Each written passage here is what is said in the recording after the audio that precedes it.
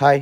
ഇത് ഞാൻ ഈ അടുത്ത് ട്രിച്ചിയിൽ വന്നപ്പോൾ അവിടെ ഒരു റെസ്റ്റോറൻറ്റിൽ ഫുഡ് കഴിക്കാൻ പോയിരുന്നു. അമ്മിക്കൽ എന്നാണ് ആ റെസ്റ്റോറൻറ്റിൻ്റെ പേര് വരുന്നത്. ഇത് ആക്ച്വലി ലൊക്കേറ്റ് ചെയ്യുന്നത് ട്രിച്ചി എയർപോർട്ടിൻ്റെ സൈഡിലായിട്ടാണ് ഈ റെസ്റ്റോറൻറ്റിൻ്റെ ലൊക്കേഷൻ വരുന്നത്. ഇതൊരു ഹൈവേ സൈഡിൽ തന്നെയുള്ള ഒരു റെസ്റ്റോറൻ്റാണ്. ഈ റോഡ് ആക്ച്വലി ട്രിച്ചിയിൽ നിന്ന് മധുരൈ, തഞ്ചാവൂർ, അതുപോലെ തന്നെ വേളാങ്കണ്ണിയൊക്കെ പോകുന്നൊരു റോഡാണ്.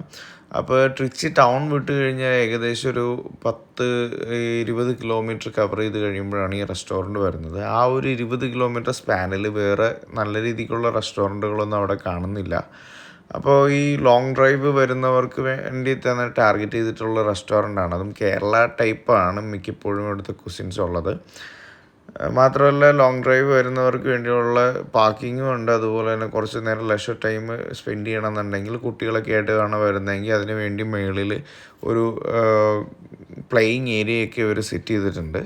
അപ്പോൾ എന്തുകൊണ്ടും ഒരു നല്ലൊരു സ്റ്റോപ്പാണിത്.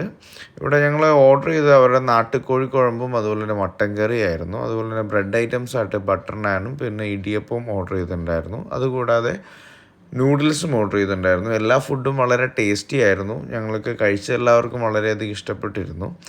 ഇങ്ങനെ ഈ റോഡ് ട്രിപ്പായിട്ട് എവിടെയെങ്കിലും വേളാങ്കണ്ണിയോ എന്തെങ്കിലുമൊക്കെ പോകുന്നുണ്ടെങ്കിൽ കേരളത്തിൽ നിന്ന് പോകുന്നവർക്ക് ട്രൈ ചെയ്ത് നോക്കാവുന്ന ഒരു സ്പോട്ടാണിത്. ഇതെല്ലാം കഴിഞ്ഞ് അവരുടെ ലെമൺ ടീയും ഞാൻ കുടിച്ചിട്ടാണ്. ലെമൺ ടീയും ഹണിയൊക്കെ ഇട്ടിട്ടാണ് അവർ തരുന്നത്. അതും കൂടി കുടിച്ചിട്ടാണ് ഞാനന്ന് അവിടെ നിന്ന് വൈൻഡപ്പ് ചെയ്തത്.